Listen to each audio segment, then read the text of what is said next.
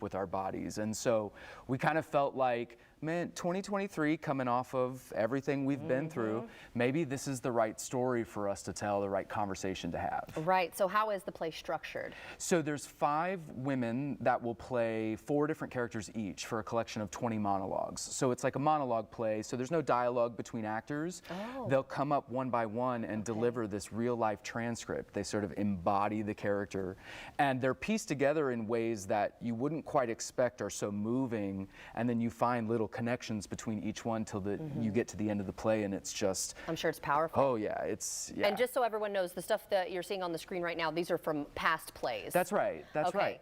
So we're not going to be seeing these people up on stage for this show. But let's talk about how relevant this story or this play is to our daily lives now. Well, sure. You know, I think healthcare and access to healthcare has always been a big conversation.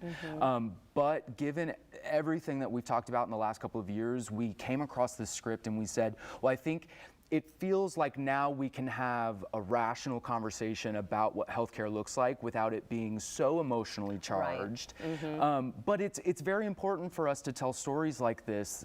You know, we really see ourselves as advocates for local issues. We do a lot of issue-based theater. We try to throw in some entertainment, you know, just entertaining like some of the pictures you saw. But we really look at our mission is to tell stories that spark conversation, that are thought-provoking. That's interesting. That's a little different than from some of the other interviews I've done on some of the theaters. So that's interesting. So tell us about the Five and Dime. Yeah, so started in 2011 during actually Banned Books Week. We did a production of Fahrenheit 451 at the library. And so we've just been telling stories ever since then. We started as a nomadic company, and so we would travel around town wherever people would let us tell our stories. We moved in downtown, just the road from the studio here, and then the pandemic, we left our space and returned to being nomadic until we found this residency with the ballet. But we've just been growing year after year after year, all because of this one driving question, which is, why not us? Why not Jacksonville? Why can't we tell stories that make change in the cultural arts community? I love that. So tell us about your season and what we can expect. Yeah, so we just released our season. We've got Let Me Down Easy in March. In June, we'll do a dark comedy called Clydes, and that'll be the Northeast Florida premiere of that show.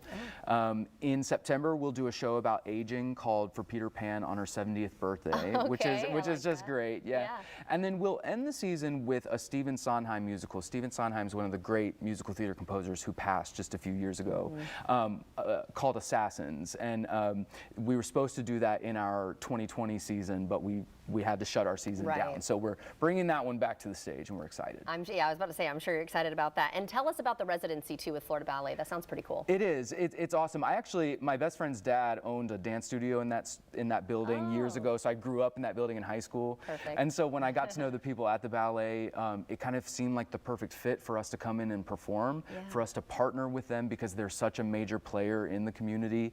And our missions about how we work with artists and how we celebrate artists are just so in line that it kind of works out. We've got office space, rehearsal space, warehouse space, and so after having to leave our space downtown, this has been like a beautiful relationship and part of our growth. Oh, well, I'm so happy for you guys. So thank you so much for joining us. Where can we go for more information on all of your productions? Sure. Everything is at thefiveanddime.org. So you can go there for information, tickets, pictures, whatever you'd like to see. Okay, and that's the digit 5 too, right? Yeah, the digit 5, but then and spelled out. Okay, it's a little confusing. But I'm glad we clarified. I think it's on the bottom of the screen too.